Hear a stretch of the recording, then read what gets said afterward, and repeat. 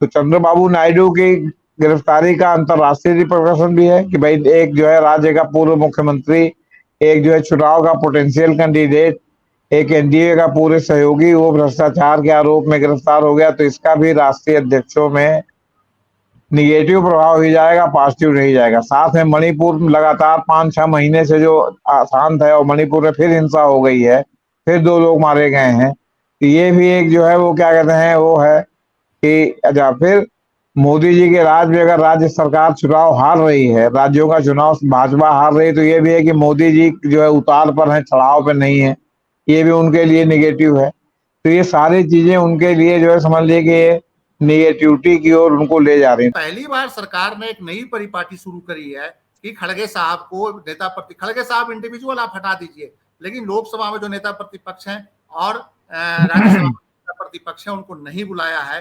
तो ये एक मुझे समझ में नहीं आ रहा है कि किस तरह का सरकार में भय है। और मुझे लगता है कि अगर ये जाते तो प्रधानमंत्री जी को जो लगातार इस फ्रंट पे कल भी जब उन्होंने कई जगह बात करी है तो महात्मा गांधी का नाम लिया है, वर्ल्ड का ओल्डेस्ट डेमोक्रेसी की बात करी है, ह्यूमन राइट्स की बात करी है, मुझे लगता कि वो अगर खड़गे साहब वहां उस मीटिंग में होते तो निश्चित रूप से ये एक मैसेज आता कि वाकई में इस कंट्री के अंदर वाइब्रेंट डेमोक्रेसी है जिसमें विपक्ष के नेता को बुलाया गया है। अब निश्चित रूप से आज अखबारों में छपा है कि नेता प्रतिपक्ष वहां नहीं जा रहे हैं, तो क्या वो दुनिया के तमाम देशों में पढ़ेंगे नहीं ये किस तरह की डेमोक्रेसी है। क्या अमेरिका में जो अपोजिशन की पार्टियां जब इन्होंने खड़गे साहब को नहीं बुलाया तो एक प्रकार से अब ये भी बात उठ रही है कि दलित को नहीं बुलाया। हालांकि मुर्मू जो है अगर वो दावत में है तो राष्ट्रपति की ओर से दिया गया है, तो वो खुद जो है हालांकि आदिवासी हैं, लेकिन अब यह है कि मुर्मू तो कुछ जरूरत से ज्यादा ही रबर स्टैंप की तरह जो है राष्ट्रपति भवन को सुशोभित कर रही हैं। हमको लगता है उनका कोई सही नहीं है। तो तीसरी बात यह है कि कभी भी अंतर्राष्ट्रीय स्तर पर इस तरह की जब चीजें होती हैं, वो देश उसको होस्ट कर रहा होता है जिसमें पब्लिक मनी इन्वॉल्व होती है, कि मोदी जी या मुर्मू जी की पर्सनल दावत नहीं है, इसमें हम लोगों के टैक्स के पैसे से ये दावत हो रही है। इसका एक प्रोटोकॉल होना चाहिए कि इसमें मिनिमम कौन कौन से लोग बुलाए जाएंगे। इसमें गौतम अदानी साहब इनवाइटेड हैं, मुकेश अंबानी इनवाइटेड हैं, बिरला समूह के भी इनवाइटेड हैं लोग, तो देश के जो तमाम बड़े पूंजीपति हैं सारे इनवाइटेड हैं। बहुत डरी हुई है बीजेपी। वो सोच रहे कि अगर भोज में हम खड़गे साहब को बुला लेंगे, अधीर रंजन चौधरी को बुला लेंगे, तो ऐसा ना हो कि सेंटर ऑफ अट्रैक्शन खड़गे साहब और अधीर रंजन चौधरी बन जाए और प्रधानमंत्री ने जो इतना बढ़िया कुर्ता पजामा और करिया रंग का जो वो जैकेट पहन के कॉलर वो बटन बंद किए हैं वो फीका पड़ जाए। आंध्र प्रदेश के सीएम चूंकि विदेश में खुद ही हैं, जगन मोहन रेड्डी इस समय लंदन में हैं और उनकी अनुपस्थिति में प्रदेश के जो सीआईडी डिपार्टमेंट है उन्होंने पूर्व मुख्यमंत्री और उनके पुत्र को हिरासत में लिया है। तो आखिर उस दिन क्यों लिया है जिस दिन से G20 की मीटिंग का आगाज हो रहा है। पूरे दुनिया के बड़े बड़े 20 देशों के नेता और साथ में और जो इनवाइटीज जो 5-7 देश हैं उनके नेता दिल्ली में हैं, और वैसे समय में ही एक पूर्व मुख्यमंत्री की गिरफ्तारी पे तमाम सवाल उठ रहे हैं।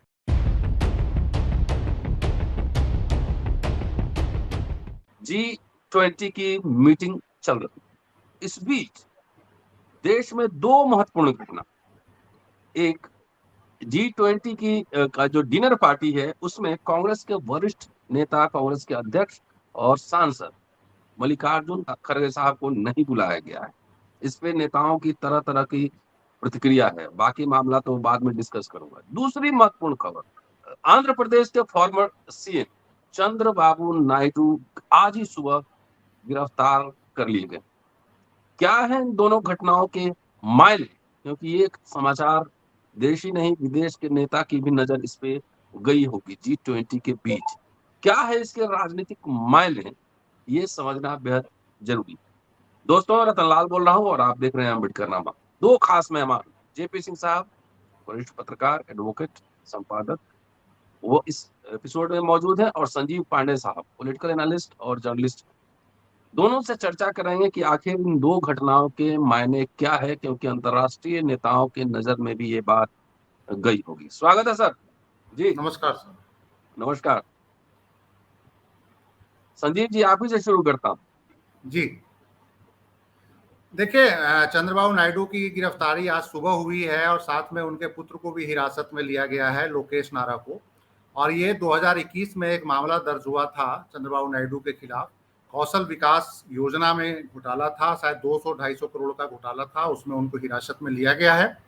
और ये हिरासत एक पुराने मामले में लिया गया है, इसलिए एक क्वेश्चन जरूर उठ रहा है कि आंध्र प्रदेश के सीएम चूंकि विदेश में खुद ही हैं, जगन मोहन रेड्डी इस समय लंदन में हैं, और उनकी अनुपस्थिति में प्रदेश के जो सीआईडी डिपार्टमेंट है उन्होंने पूर्व मुख्यमंत्री और उनके पुत्र को हिरासत में लिया है।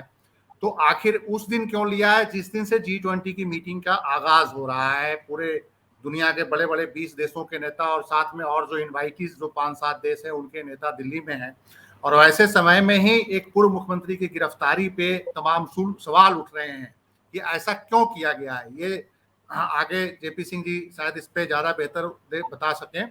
और जो दूसरी जो सबसे बड़ी घटना है कि जो राज्यसभा में प्रतिपक्ष के नेता हैं और कांग्रेस के राष्ट्रीय अध्यक्ष भी हैं और दलित समुदाय से हैं, उनको प्रधानमंत्री जी की तरफ से, राष्ट्रपति जी की तरफ से आयोजित जो डिनर है उसमें उनको आमंत्रित नहीं किया गया है।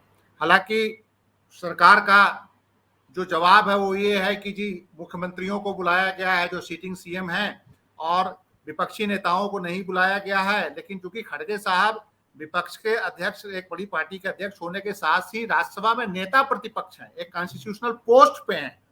बेशक वो सरकार सीएम के बराबर क्या सीएम से ज्यादा हैसियत रखते हैं, एक सरकारी कैबिनेट का उनका होगा, कैबिनेट मिनिस्टर का रैंक है, और वैसे भी उनका नहीं बुलाए जाने पे बड़ा सवाल उठ रहा है। और उसका रिजल्ट भी कुछ देख रहा है कि कांग्रेस शासित राज्यों के 3 मुख्यमंत्री शायद डिनर में नहीं जा रहे हैं। उसमें अशोक गहलोत साहब हैं, भूपेश बघेल साहब हैं और अपने सीतारमैया जी हैं, और शायद हिमाचल के मुख्यमंत्री जा रहे हैं। हालांकि कई विपक्ष के मुख्यमंत्री जो इंडिया गठबंधन के हैं 4 जा रहे हैं, एमके स्टालिन जा रहे हैं, अरविंद केजरीवाल जा रहे हैं, हेमंत सोरेन जा रहे हैं, ममता बनर्जी जा रही हैं, लेकिन नवीन पटनायक नहीं जा रहे हैं। जगन मोहन रेड्डी खुद ही विदेश में चले गए हैं, और जो सबसे बड़ी बात यह है कि ये के चंद्रशेखर राव भी नहीं जा रहे हैं। तो ये मतलब कि जो डिनर पे लेकर जो एक डिनर डिप्लोमेसी पे जो एक पॉलिटिक्स हो रही है और जिसमें नेता प्रतिपक्ष को नहीं बुलाया गया है, एक बड़ा ही इम्पोर्टेंट सवाल है। और इस पे थोड़ा सा ये हो रहा है कि आखिर क्यों ऐसा किया गया, क्योंकि पहले भी तमाम मीटिंगें होती रही हैं और राष्ट्रपति या प्रधानमंत्री की तरफ से आयोजित भोज में चाहे विदेश का कोई भी बड़ा डिग्निटरी आया हो, ओबामा साहब आए हो, चाहे उससे पहले बिल क्लिंटन साहब आए थे, या पहले भी जैसे नाम वाम के जो मीटिंग्स हुए थे इंदिरा गांधी के टाइम में, नॉन अलाइंड मूवमेंट का जो मीटिंग हुआ था, तो हमेशा जो राज्यसभा और लोकसभा में नेता प्रतिपक्ष को बहुत सम्मानित तरीके से बुलाया जाता रहा है। तो ऐसे में इस बार ऐसा क्या घटना घट गई है कि आपने नेता प्रतिपक्ष को जो राज्यसभा में है, लोकसभा वाले अधीर रंजन चौधरी साहब को भी निमंत्रण शायद नहीं है, तो चूंकि खड़गे साहब के पास 2 महत्वपूर्ण पद है और नहीं बुलाया जाना एक सवाल पे ये सरकार की नीयत पे सवालिया निशान लगा रहा है। जेपी सर, इनिशियल टिप्पणी। देखिए सर, हमारी टिप्पणी इसके भौतिक रूप जो सामने दिखाई पड़ रहा है उसके विपरीत है, जो है जरा इसके पीछे है। बहुत डरी हुई है बीजेपी। वो सोच रहे कि अगर भोज में हम खड़गे साहब को बुला लेंगे, अधीर रंजन चौधरी को बुला लेंगे, तो ऐसा ना हो कि सेंटर ऑफ अट्रैक्शन खड़गे साहब और अधीर रंजन चौधरी बन जाए और प्रधानमंत्री ने जो इतना बढ़िया कुर्ता पजामा और करिया रंग का जो जैकेट पहन के कॉलर वो बटन बंद किए हैं वो फीका पड़ जाए। दूसरी बात यह है कि आप ये देखिए कि ये जो चुनाव हुए हैं इसमें त्रिपुरा चूंकि बहुत सुदूर है, वहां जो भी घपला घोटाला हुआ हो, बाकी जगह जो है इस बार जो है, क्योंकि वो उनको हारने के बाद एक कहने को मिल गया कि देखिए साहब अब तो ईवीएम पर नहीं आरोप लग रहा है। लेकिन इतना कहने का मतलब थोड़ी है कि ईवीएम पर जो आरोप है या जो दोषारोपण होता है वो समाप्त हो जाएगा। नहीं, वो जारी वो तो अपनी जगह पर कायम है। और वो तो आडवाणी जी खुद 2009 का चुनाव हार गए थे तो उन्होंने अपने एक चेला से किताब तो लिखवा दी थी ईवीएम के घोटाले पर, तो वो तो अपनी जगह कायम है। तो सवाल इस बात का है कि अब इन्होंने खड़गे साहब को नहीं बुलाया, तो एक प्रकार से अब ये भी बात उठ रही है कि दलित को नहीं बुलाया। हालांकि मुर्मू जो है अगर वो दावत में है तो राष्ट्रपति की ओर से दिया गया है, तो वो खुद जो है हालांकि आदिवासी हैं। लेकिन अब यह है कि मुर्मू तो कुछ जरूरत से ज्यादा ही रबर स्टैंप की तरह जो है राष्ट्रपति भवन को सुशोभित कर रही हैं। हमको लगता है उनका कोई सही नहीं है। तो तीसरी बात यह है कि कभी भी अंतर्राष्ट्रीय स्तर पर इस तरह की जब चीजें होती हैं, वो देश उसको होस्ट कर रहा होता है जिसमें पब्लिक मनी इन्वॉल्व होती है, कि मोदी जी या मुर्मू जी की पर्सनल दावत नहीं है, इसमें हम लोगों के टैक्स के पैसे से ये दावत हो रही है। इसका एक प्रोटोकॉल होना चाहिए कि इसमें मिनिमम कौन कौन से लोग बुलाए जाएंगे। आप अडानी को, अंबानी को, बिरला को, टाटा को आप उसमें बुला रहे हैं, और आप नेता प्रतिपक्ष और वो जो है क्या कहते हैं एक पार्टी के जो सब है आपके सामने खड़ी है, जो सबसे बड़ी पार्टी है, उसके अडानी अध्यक्ष को अंबानी नहीं को बुला रहे हैं। इनविटेशन गया है सर? अडानी अंबानी हाँ को जी, जी मैं मेरे ख्याल से तो गया है अडानी अंबानी को इन्विटेशन दावत का। आज वाले में गया हो या कल जो प्रधानमंत्री की अभी दावत थी ना। 500 बिजनेसमैन को इनविटेशन गया है शायद। हाँ तो वो है, तो कहने का मतलब है कि अब ये सब बातें हैं, तो अब ये बातों का मतलब सिर्फ ये है कि बहुत बीजेपी डरी हुई है, अपना साहब उससे भी ज्यादा डरा हुआ है। तो ये चुनाव दिखाने की एक कोशिश है कि देखिए साहब, ये जो आरोप लगता है कि हम ईवीएम में हेरा फेरी करते हैं और जो हम बेईमानी करते हैं, तो देखिए जो है G20 के मौके पर जो है वो उसके पहले चुनाव हुआ, उसकी मतगणना हुई और इसमें जो है 4-4 राज्य में जो है हम हार गए। तो बड़े हम ईमानदारी से चुनाव कराते हैं, ये भी कहीं ना कहीं दिखाने का जो है परसेप्शन है इसके पीछे आपको। लेकिन इन नेताओं को न बुला करके प्रधानमंत्री जी या राष्ट्रपति जी, क्योंकि राष्ट्रपति तो प्रधानमंत्री की सलाह पर काम करते हैं, उनका कोई अपना तो जो है अलग से होता नहीं है। तो इसका एक प्रोटोकॉल बनना चाहिए कि सरकार चाहे जिसकी हो, चाहे जब हो, चाहे जिसकी हो, इस तरह के अंतर्राष्ट्रीय आयोजनों में एक प्रोटोकॉल होना चाहिए कि आप किसको बुलाएंगे, किसको नहीं बुलाएंगे। आप सिर्फ ये कह देना कि हमने मुख्यमंत्रियों को बुलाया और आप नेता विपक्ष को न बुलाएं, दोनों सदनों को उनको न बुलाएं, तो ये बात उचित नहीं है। जी तो अभी तो ये भी नहीं पता है कि जो है वो लोकसभा स्पीकर को बुलाया है कि नहीं इन्होंने। पूरी लिस्ट तो भाई हमें देखने को नहीं मिली, इसलिए हम इस पर ऑथेंटिक रूप से कुछ नहीं कह सकते। इसमें तो लोकसभा स्पीकर, राज्यसभा के जो है उपाध्यक्ष, इन सबको बुलाया जाना चाहिए। ये पब्लिक मनी से ये जो है वो हो रहा है। और दूसरी बात यह है कि आप चाहे जिसको बुलाएं या ना बुलाएं, इन सब आयोजनों का इस्तेमाल अपने चहेते व्यापारियों को जो है व्यापार करने के बढ़ावा देने के लिए नहीं किया जाना चाहिए, at the cost of public money, public exchequer. जी जी संजीव जी, बात तो यही है कि सरकार जो जवाब दे रही है कि सीएम को बुलाया गया है, और प्रोटोकॉल के हिसाब से तो बिजनेसमैन लोग को किन किन को प्रमुख को न्योता दिया गया, उनको बुलाया गया है। वो तो प्राइवेट प्लेयर है और जी सरकारी पैसे से वहां पे डिनर में जाएंगे। देखिए, आपको मैं एक बात बता दूं कि इसमें गौतम अदानी साहब इनवाइटेड हैं, मुकेश अंबानी इनवाइटेड हैं, बिरला समूह के भी इनवाइटेड हैं लोग, तो देश के जो तमाम बड़े पूंजीपति हैं सारे इनवाइटेड हैं। और उसका ये एक तर्क सरकार देती है कि चूंकि G20 जो है एक इम्पॉर्टेंट इकोनॉमिक फोरम है, प्राइमरली इकोनॉमिक फोरम रहा है, और इसलिए बिजनेस को और रीजनल कनेक्टिविटी को बढ़ाने के लिए, चूंकि जो बिजनेस हाउसेस के बड़े रोल होते हैं, इसलिए उनको बुलाया जा रहा है। लेकिन सवाल ये होता है कि सवाल एक इम्पॉर्टेंट ये है कि आखिर उसमें खड़गे साहब चले जाते, नेता प्रतिपक्ष भी तो देश के विकास और देश के सम्मान और चूंकि पार्लियामेंट के एक पार्ट हैं, सरकार के बेशक पार्ट नहीं है, लेकिन जिस पार्लियामेंट में सरकार है, जिस पार्लियामेंट से सरकार बन रही है, उसके एक पार्ट हैं। तो उनको ना बुलाने का ही औचित्य मुझे समझ में नहीं आ रहा है। ठीक है, उन्होंने सोनिया गांधी को नहीं बुलाया, राहुल गांधी को नहीं बुलाया, as a MP Rahul Gandhi, Sonia Gandhi जब कांग्रेस के लीडर है, नहीं बुलाया, वो अलग बात है। लेकिन खड़गे साहब सिर्फ कांग्रेस के अध्यक्ष नहीं है, वो नेता प्रतिपक्ष हैं राज्यसभा के अंदर। वैसे में नहीं बुलाया जाना ये एक इम्पोर्टेंट, मतलब कि सवाल यही सरकार पे सवाल या निशान लगाया जा रहा है कि आखिर सरकार क्यों इतना ज्यादा विपक्ष के नेताओं से दूरी बनाए हुए है G20 के मीटिंग को लेकर, जबकि आपका नारा ही है कि one earth, one family, one future, वसुधैव कुटुंबकम। और वैसे में आपके देश के जो बड़े नेता हैं, जब आप डेमोक्रेसी और वाइब्रेंट डेमोक्रेसी और मदर ऑफ डेमोक्रेसी की बात कर रहे हैं, और वैसे में आपके अगर नेता प्रतिपक्ष ही नहीं है मदर ऑफ डेमोक्रेसी में, वाइब्रेंट डेमोक्रेसी में, तो क्या मैसेज जाएगा दुनिया के तमाम बड़े देशों को अगर वो पूछेंगे तो? देखिए, एक इंपॉर्टेंट बात बता रहे हैं, 2 पूर्व प्रधानमंत्री भी नहीं जा रहे हैं जिनको इनवाइट किया गया है। दोनों ने स्वास्थ्य के हवाले से मना किया है। मनमोहन सिंह जी ने भी शायद मना किया है, देवगौड़ा साहब ने मना किया है स्वास्थ्य के हवाले से, पूर्व प्रधानमंत्री जो दोनों हैं। तो जब 2 पूर्व प्रधानमंत्री नहीं जा रहे हैं जो दूसरे दलों के थे, एक जनता दल से संबंध रखते थे, जनता दल सेकुलर था, और एक जो है अपने कांग्रेस से संबंध रखते थे, तो वैसे में विपक्ष का तो कोई रिप्रेजेंटेटिव होना चाहिए ना, विपक्षी नेताओं का भी रिप्रेजेंटेटिव तो कोई वहां पे होना चाहिए ना।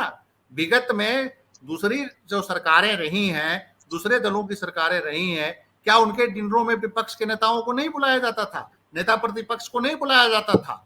तो ये पहली बार सरकार ने एक नई परिपाटी शुरू करी है कि खड़गे साहब को खड़गे साहब इंडिविजुअल आप हटा दीजिए, लेकिन लोकसभा में जो नेता प्रतिपक्ष हैं और राज्यसभा में नेता प्रतिपक्ष हैं उनको नहीं बुलाया है। तो ये एक मुझे समझ में नहीं आ रहा है कि किस तरह का सरकार में भय है।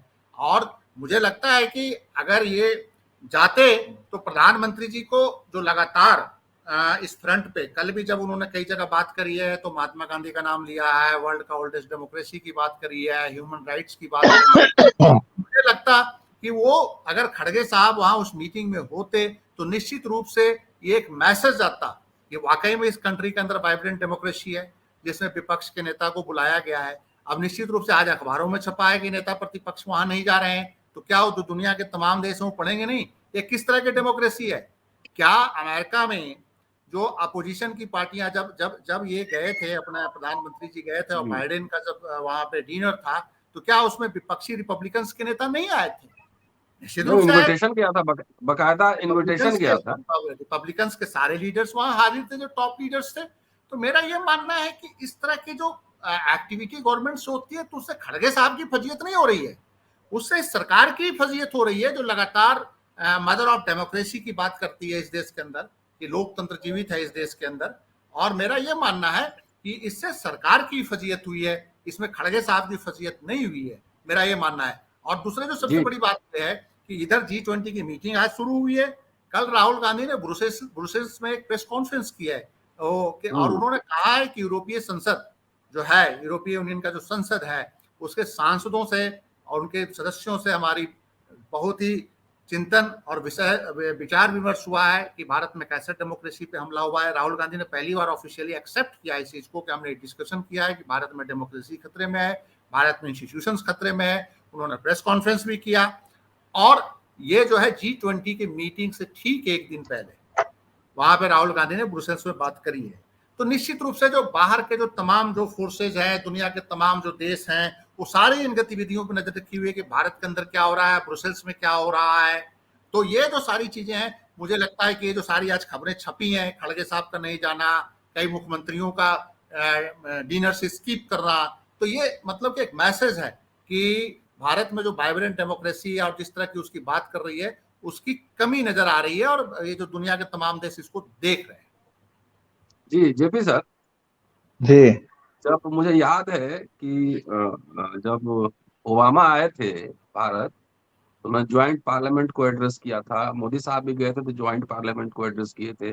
वहां भी डिनर में ऑपोजिशन के लीडर इनवाइटेड थे। तो आपने जो कहा वाकई वही बात है कि कहीं अटेंशन जो है खड़गे साहब के ऊपर न चला जाए। जी, वो तो बात अपनी जगह पर है कि अटेंशन है कि भाई खड़गे साहब पर ना टेंशन चला जाए। दूसरी बात जो है वो विश्व के नेताओं को ये ना पता चले कि खड़गे नाम के भी एक व्यक्ति हैं यहाँ जो सरकार के पैरेलल खड़े हुए हैं। दूसरी बात है कि इनको तो ये तो देखिए, ये सरकार तो वो जो बेसिक और प्राइमरी स्कूल का जो बच्चों की मेंटेलिटी है ना, मैं बड़े उसके साथ विनम्रता से कहना चाहता हूँ कि उसमें चल रही है कि जैसे बच्चे एक दूसरे को रबड़ दे दिए, आपस में एक्सचेंज कर लिए, फिर लड़ाई हो गई तो बोलने लगे कि हमारा रबड़वा दो, और जब वो रबड़ दूसरा बच्चा वापस करता है तो घिसा हुआ रबड़ कहना हम ये वाला नहीं लेंगे, हम पूरा वाला रबड़ लेंगे, और यही वाला रबड़ हमको पूरा वाला चाहिए। अब पैदा करो रबड़, कहाँ से पैदा करोगे? तो जो सरकार इस तरह की मेंटेलिटी से नहीं वो चलेगी, जो ब्रॉड माइंडेड नहीं है, जो डेमोक्रेसी जिसके लिए एक सजावटी शब्द है, जो डेमोक्रेसी नाम की चीज को जो है बहुलता को, डेमोक्रेसी को, समावेशी समाज को स्वीकार करने के लिए तैयार नहीं है, जो स्मृति से जो है पूरे देश को चलाना चाहती है, तो ऐसी सरकार से ये सब जो है वो सोचना कि सोनिया गांधी को नहीं बुलाया, खड़गे को नहीं बुलाया, राहुल गांधी को निमंत्रण नहीं दिया, वो भले विदेश में हो या चाहे जो भी हो। और इसमें सिर्फ निमंत्रण ही देने की बात नहीं है, इसमें जो है सच पूछे तो जिस तरह आप अपने समारोह को भव्य और सुशोभित करने के लिए व्यक्तिगत रूप से जाते हैं मिठाई का डिब्बा लेके निमंत्रण देने और आग्रह करते हैं कि 5 मिनट भी आप आएंगे तो जो है हमारा मान बढ़ेगा, हमारा आदर होगा, तो इसमें तो जाके मिल करके बाकायदे जो है आग्रह करना चाहिए कि नहीं, आपका चाहे जो भी प्रोग्राम हो आप इसमें शामिल होइए। इससे देश का मान बढ़ता है, आपका मान बढ़ता है, आपका विशाल हृदय है इसका जो है मतलब परिचय होता। लेकिन अब उतना है ही नहीं है, तो कहाँ से हमारे कहने से या आपके कहने से या किसी और के कहने से। तो सवाल इस बात का है कि अब खड़गे साहब संयोग से दलित हैं, हालांकि मुर्मू की तरफ से अगर बुलाया गया है वो आदिवासी महिला है, तो उनको तो इस बात का जो है ध्यान रखना चाहिए कि भाई जो है ये लिस्ट जो, जो है उसमें इस तरह जो है प्रोटोकॉल का पालन होना चाहिए। तो मैं इसमें जी राष्ट्रपति को भी जो है वो क्या कहते हैं मतलब माइनस करने के लिए तैयार नहीं हूँ। इसमें राष्ट्रपति का भी मतलब एकदम इतना रबर स्टैंप, तो इसमें कोई नीतिगत मामला तो है नहीं, लेकिन आप इसी बहाने किसी को इंसल्ट करना चाहते हैं। आपके पड़ोसी के यहाँ बगल में शादी हो, वो पूरे शहर भर को इनवाइट कर दे और आपको जो है इनवाइट ना करे, तो मतलब आपको एक प्रकार से डिनाउंस ही कर रहा होता है ना उस समय। जी तो आप अच्छा, तो किसी के डिनाउंस करने से कोई डिनाउंस हो जाएगा? हम्म। जी चलिए, कुल मिला के जो है इस एक्ट से, इस व्यवहार से संभव है कि अंतर्राष्ट्रीय स्तर पर सरकार की भी किरकिरी हो। एक आखिरी सवाल, जो अभी आंध्र के सीएम हैं जगन मोहन रेड्डी, उनका अभी तक पता नहीं है कि वो एनडीए के साथ रहेंगे कि इंडिया गठबंधन में जाएंगे। और G20 के बीच वो क्या मैसेज, गिरफ्तारी 2 दिन टल भी सकती थी, लेकिन G20 के बीच फॉर्मर सीएम को गिरफ्तार कर, चंद्राबाबू नायडू को गिरफ्तार कर, इसका कोई मैसेज भी है क्या सेंटर को? संजीव जी।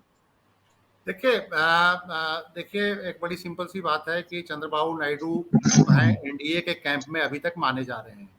हालांकि एनडीए की मीटिंग में पीछे गए थे कि नहीं गए थे मुझे नहीं पता, लेकिन एनडीए के साथ पहले भी ये एनडीए के भागीदार रहे हैं, साझेदार रहे हैं। कन्वीनर रहे थे। हाँ, कन्वीनर रहे थे और अटल बिहारी वाजपेयी के गवर्नमेंट में इनके मंत्री भी थे, लोकसभा के स्पीकर भी शायद इनकी पार्टी से थे, बाल योगी जी साहब थे और पुराने सहयोगी रहे हैं और एंटी कांग्रेस पॉलिटिक्स करते रहे हैं आंध्र प्रदेश में। तो मेरा ये मानना है कि इनकी गिरफ्तारी जो है एनडीए कैंप में अभी भी ये माना जा रहा था कि एनडीए के साथ इनका गठबंधन होगा और वो ऐसे में इनकी गिरफ्तारी इसलिए सवाल और भी ज्यादा खड़ा कर रही है कि पिछले दिनों वाईएसआर की जो बेटी है शर्मिला, जो तेलंगाना की राजनीति करती हैं, आंध्र प्रदेश की राजनीति नहीं करती हैं, और जो जगन मोहन रेड्डी की जो सिस्टर हैं, वो पिछले दिनों कांग्रेस के लीडरशिप से मिलकर आई थी, जिसमें सोनिया गांधी और राहुल गांधी के साथ उनका फोटो भी उन्होंने ट्वीट किया था और ये कहा गया था कि जल्दी कांग्रेस में आएगी, ये संभावना जताई जा रही है और तेलंगाना की पॉलिटिक्स करेगी। तो इसका एक पॉलिटिकल सर्कल में चर्चा है कि जगन मोहन रेड्डी ने शायद कांग्रेस से चैनल खोले हैं, कांग्रेस से जो उनकी दुश्मनी है, क्योंकि जगन मोहन रेड्डी जेल भी गए, कांग्रेस के कारण जेल गए, कांग्रेस के कारण ही उन्होंने पार्टी भी छोड़ी, जो कांग्रेस के राज में जेल गए थे, शायद लंबे समय जेल में भी रहे, तो वो शायद पुरानी बातों को भूल के एक चैनल खोलना चाहते हैं कांग्रेस के साथ। तो अभी हालांकि उन्होंने स्पष्ट नहीं किया है, मतलब कि एनडीए के साथ भी उनके अच्छे संबंध हैं, एनडीए को time to time Jagan Mohan ने मदद भी करी है, लेकिन चूंकि पॉलिटिक्स में हर तरह के खेल चल रहा होता है, उनके पास भी कुछ सूचना होगी कि इंडिया गठबंधन स्ट्रांग हो रहा है, तो उन्होंने कोई चैनल खोलने की कोशिश करी होगी। तो ये चंद्रबाबू नायडू की गिरफ्तारी जो है वो एक बड़ा झटका है टीडीपी के लिए, क्योंकि वहां पे ये दोनों रीजनल पार्टियां हो गई थी, कांग्रेस से टूट के वाईएसआर कांग्रेस बन गया था और ये एक तरफ टीडीपी तो बहुत लंबे समय से वहां पर 1980 से ही एक क्षेत्रीय पार्टी के रूप में स्ट्रॉन्ग ग्रुप है। तो चंद्रबाबू नायडू चूंकि सबसे स्ट्रॉन्गेस्ट लीडर हैं, वही जेल में चले गए हैं, तो विधानसभा और लोकसभा चुनाव में लड़ने में टीडीपी को दिक्कत आएगी और एनडीए में अगर वो जाने की अभी कोशिश कर रहे थे तो एनडीए गठबंधन के लिए भी झटका है। तो ये जगन मोहन रेड्डी, और चूंकि वो विदेश में है इस समय, पहले ही वो लंदन निकल गए हैं और शायद सितंबर के थर्ड वीक में आएंगे वो, तो ये जो है ना, ये एक निश्चित रूप से है कि ये सत्ता के गलियारे में इसके कई अर्थ निकाले जा रहे हैं। अच्छा, एक और मैं एक लाइन बोलूंगा कि खड़गे साहब की जब बात हो रही थी, तो देखिए खड़गे साहब से एक थोड़ा सा भय एनडीए में कुछ और कारण से भी है। एक तो खड़गे साहब को पिछले 2 सालों में लोगों ने राष्ट्रीय स्तर पे देख लिया, पहचान उनकी बन गई है। दूसरा दलित नेता है और इनको कहीं ना कहीं से सारे सिस्टम से रिपोर्ट मिल रही है कि दलितों में इनका एक्सेप्टेंस बढ़ रहा है। बीच बीच में सिगुफा भी लगातार चल रहा है कि वो पीएम के कैंडिडेट हो सकते हैं। जैसे मनमोहन सिंह को भी प्राइम मिनिस्टर बनाया ही था कांग्रेस ने पीएम, तो खड़गे साहब भी एक मतलब की डार्क हॉर्स हो सकते हैं और चर्चा भी हो रही है। और चूंकि क्षेत्रीय पार्टियों को भी कहीं किसी परिस्थिति में कांग्रेस को ज्यादा सीट आती है तो कांग्रेस को समर्थन देना पड़ेगा। तो खड़गे साहब एक मतलब सहमति के कैंडिडेट हो सकते हैं खड़गे साहब। तो उससे एक भय आरएसएस और भाजपा में ये है कि आरएसएस भाजपा ने 2014 में एक नारा दिया था कि देश को हम पिछड़ा प्रधानमंत्री दे रहे हैं, पिछड़ी जाति से प्रधानमंत्री है मोदी साहब, गुजरात की पिछड़ी जाति से संबंध रखते हैं। तो वैसे में जो दलित कार्ड जो कांग्रेस ने अभी खेला है या दलित को राष्ट्रीय अध्यक्ष बनाया है, इसमें कहीं ना कहीं एक बेचैनी है एनडीए कैंप में। और चूंकि खड़गे साहब ने राज्यसभा में पिछले दिनों अच्छा परफॉर्मेंस दिया है, अच्छी पहचान बना ली है अपने भाषणों से, और देश के तमाम राज्यों में भी जो कांग्रेस की तरफ से कार्यक्रम हो रहे हैं तो उसमें उनकी एक अलग पहचान बनी है। तो अगर वो इस डिनर में जाएंगे तो एक मनोवैज्ञानिक सिग्निफिकेंस बनेगा कि जो विपक्षी जो राष्ट्राध्यक्ष होंगे वो देखेंगे कि क्या यही वो तो नहीं है जो संभावित प्राइम मिनिस्टर आगे हो सकता है 2024 के बाद। क्योंकि निश्चित रूप से राहुल गांधी कभी अपने आप को कैंडिडेट के रूप में मान नहीं रहे हैं, ना डिक्लेयर कर रहे हैं और पीछे हैं। तो विपक्षी कैंप की तरफ से जब खड़गे का नाम आता है तो ऐसा नहीं है कि दुनिया के तमाम देश अपनी रणनीति नहीं बनाते हैं, वो भारत के क्षेत्रीय पार्टियों पर भी नजर रखते हैं कि इनका बड़ा लीडर कौन है, कांग्रेस पे भी नजर रखते हैं। तो निश्चित रूप से खड़गे को भी वो जान रहे हैं। और वैसे में खड़गे अगर 20 राष्ट्राध्यक्षों को डिनर में जाएंगे और वो राष्ट्राध्यक्ष उनको अगर भावी प्रधानमंत्री के रूप में देखेगा तो ये डर भी प्रधानमंत्री मोदी जी को है। तो मेरा यह मानना है कि बहुत बड़ा कारण होगा। और देखिए राष्ट्रपति जो है, राष्ट्रपति महोदय को तो निश्चित रूप से बुलाना चाहिए था, क्योंकि राष्ट्रपति महोदय की तरफ से डिनर है। और मैं समझता हूं कि राष्ट्रपति महोदय को इसमें अपना वो करना चाहिए था, अपना प्रेशर बिल्ड करना चाहिए था। ऐसा लग रहा है कि सारे जो ये जितने भी डिनर के जो गेस्ट कौन होंगे, ये प्रधानमंत्री जी की तरफ से या प्रधानमंत्री कार्यालय ने या विदेश मंत्रालय ने डिसाइड किया हो, ये नहीं होना चाहिए। राष्ट्रपति के पास एक अपना पूरा सचिवालय होता है, उनके पास पूरी टीम होती है और वो पुरानी एक हिस्ट्री है, उसको देख के कि पहले कौन कौन से राष्ट्रपति के डिनर में इनवाइट किए जाते रहे हैं, अगर विदेशी कोई आता रहा है तो उसके एक परंपरा का पालन करना चाहिए था। लेकिन उस परंपरा का भी ये पालन नहीं हुआ है। तो ये बहुत अच्छी एक मतलब एक अच्छा संदेश नहीं है विदेशी नेताओं के बीच भी और देश के लिए भी। बाकी मैंने जो आपको बताया कि खड़गे का जो कद बढ़ रहा है, चूंकि वो दलित हैं और प्रधानमंत्री पद के बहुत मतलब की संभावित चर्चा हर जगह शुरू हो गई है, तो वो जो है प्रधानमंत्री जी और भाजपा के एनडीए कैंप में एक थोड़ा सा उसमें बेचैनी है। वो नहीं चाहते कि अंतर्राष्ट्रीय स्तर पे, खड़गे साहब अभी अंतर्राष्ट्रीय स्तर पे किसी बड़े राष्ट्राध्यक्ष से मिले नहीं है, ना किसी डिनर में गए हैं। और अगर इस डिनर में G20 के मीटिंग में कहे खड़गे साहब चले जाए और 20 राष्ट्राध्यक्ष से अगर उनका पहचान कराया जाए कि ये तो देश के मुख्य विपक्षी दल के राष्ट्रीय अध्यक्ष हैं और साथ में राज्यसभा में नेता प्रतिपक्ष भी हैं, लीडर ऑफ अपोजिशन भी हैं, तो वो जब 20 राष्ट्राध्यक्ष को ऑटोमेटिक है कि नजर जाएगी, और नजर जाएगी तो देखेंगे कि बंदे की पर्सनैलिटी क्या है, कैसे है, क्या भारत का बागडोर इसके पास भी कल को आ सकता है। जैसे मनमोहन सिंह की एक पहचान थी, तो वो पहचान अगर खड़गे साहब की धीरे धीरे बन रही है तो निश्चित रूप से एक बेचैनी है सत्ता पक्ष में, मैं ये मानता हूँ इस चीज को। जी जेपी सर, फाइनल कमेंट।